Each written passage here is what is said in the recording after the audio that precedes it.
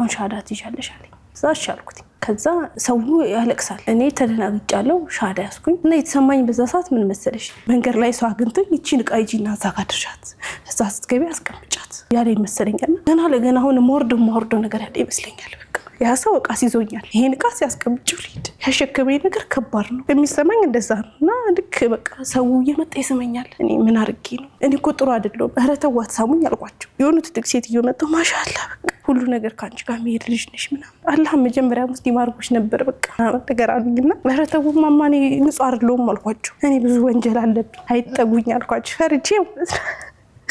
ኧረ እንደዚህ የሚባል ነገር የለም አሁን አንቺ እኮ ሌላ ሰው ነሽ አለች።